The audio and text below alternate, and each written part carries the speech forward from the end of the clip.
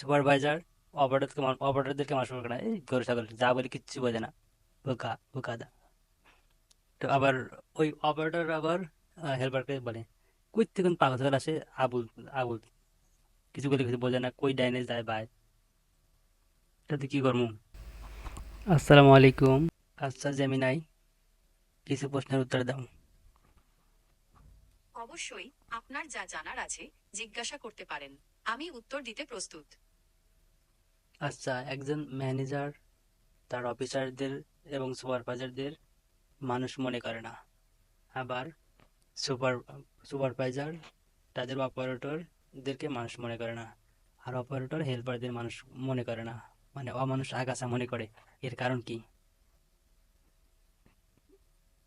এই ধরনের আচরণের পেছনে বেশ কিছু কারণ থাকতে পারে। প্রথমত, কর্মক্ষেত্রে ক্ষমতার ভারসাম্যহীনতা একটি বড় কারণ, যেখানে ঊর্ধ্বতন কর্মকর্তারা নিজেদেরকে অধস্তনদের চেয়ে শ্রেষ্ঠ মনে করেন। দ্বিতীয়ত, কিছু মানুষ অন্যদের প্রতি সহানুভূতিশীল হতে পারেন না।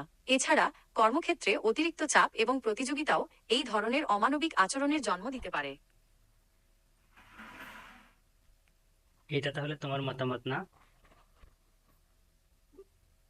আপনি ঠিক বলেছেন, এটা শুধু আমার মতামত নয়। এই আচরণগুলো সত্যিই খুব দুঃখজনক এবং এর পেছনে অনেকগুলো কারণ থাকতে পারে। আমার মনে হয় এই বিষয়ে আরো আলোচনা করা দরকার। আপনার কি মনে হয়? ঠিক আছে, গুড বাই। ঠিক আছে। আপনার যদি অন্য কোনো প্রশ্ন থাকে করতে পারেন। আপনার দিনটি শুভ হোক। আরে ভাই, আরে ভাই, কি অবস্থা? কেমন আছো? আরে তোকে বলছি বাই, আর কথা বলবো না, ঠিক আছে? ঠিক আছে ভাই, পরে কথা হবে। নিজের খেয়াল রেখো।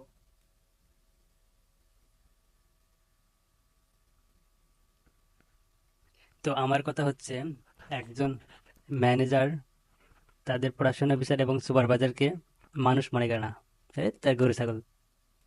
আবার সুপারভাইজার অপারেটরদেরকে মানুষ মনে করে না, এই গরু ছাগল যা বলি কিচ্ছু বোঝে না, বোকা বোকাদা। তো আবার ওই অপারেটর আবার হেল্পারকে বলে কই থেকে কোন পাগল ছাগল আসে, আবুল আবুল, কিছু বলে কিছু বোঝে না, কই ডাইনে যায় বাই, তাতে কি করবো? এটা তো গেল। আবার সাপোজ পাঁচজন ম্যানেজার কোথাও ট্যুরে গেছে, ওর মধ্যে একজন সুপারভাইজার আছে। তো পাঁচজন ম্যানেজার এক লাইনে দাঁড়াইছে, ছবি তুলবে বা অথবা সেলফি নিবে। ওইখানে ওই একজন সুপারভাইজার বা ম্যানেজার যে নিম্ন পদের আছে, তাকে ওই ছবি ফ্রেমে নিবে না। তো করবে কি, যেই ওই জুনিয়র আছে তাকে বলবে যে তুমি ক্যামেরাটা ধরো, ছবি তোলো। তো এই জিনিসগুলা ঘটে। আবার পাঁচজন ম্যানেজার গল্প করতেছে, ওইখানে একজন জুনিয়রকে রাখবে না। এক কথা বলতে গেলে সবাই কর্পোরেট টাইপে সবাই আলাদা হয়, যেমন ম্যানেজাররা এক গ্রুপ থাকে, পড়াশোনা অফিসাররা আর এক গ্রুপ থাকে, সুপারভাইজার আর এক গ্রুপ থাকে। মানে এক গ্রুপের লোক আর এক গ্রুপে ঢুকতে দেবে না, অপারেটররা গ্রুপ ধরে থাকে। তো সবাই যখন মিলিত হয়, যেমন হেল্পার, অপারেটর, সুপারভাইজার, এগুলো সব যখন এক জায়গায় মিলিত হয়, তখন মানে গরু ছাগল ভেড়া, যেমন গরুর ডাক একভাবে, ভেড়ার ডাক আর একভাবে, ছাগলের ডাক অন্যভাবে, সব মিশ্রিত হয়, মানে কেমন একটা ঝুম ঝুম ঝুম ঝুম শব্দ, এরকম। তো আসলে শ্রেণী বিন্যাস করাটাই ভালো, ম্যানেজার আলাদা থাক, সুপারভাইজার আলাদা থাক, পড়াশোনা অফিসার আলাদা থাক, আলাদা থাকাটাই ভালো। তার কারণ বানরকে যখন পিছনে বেতানো হয়, বেতানো হয়, তো তখন ওকে যা ইশারা করা হয় তাই করে। আবার যখন কাছে ডাকা হয়, হাত ধরে পা ধরে, গেঞ্জি ধরে টান মারে, আবার ঘাড়ে উঠে ঘাড়ে লাফালাফি করে, মাথা উঠে পেশাব করে।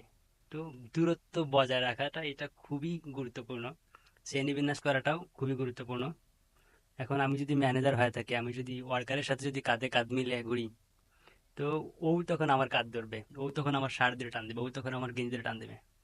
তো শ্রেণীবিন্যাস থাকাটা তা জরুরি, সবাই আলাদা আলাদা থাকাটা গুরুত্বপূর্ণ।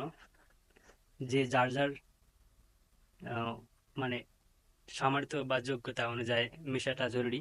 অফিসের বাইরে কে কার সাথে মিশবে সেটা তাদের ব্যক্তিগত ব্যাপার, কিন্তু অফিসের মধ্যে একটা স্ট্যান্ডার্ড মানে মেনটেন করাটা জরুরি, চেইন অফ কমান্ড যাকে বলে। ঠিক আছে, অনেক কথা বলে ফেললাম, সাথে এআই কে যুক্ত করলাম।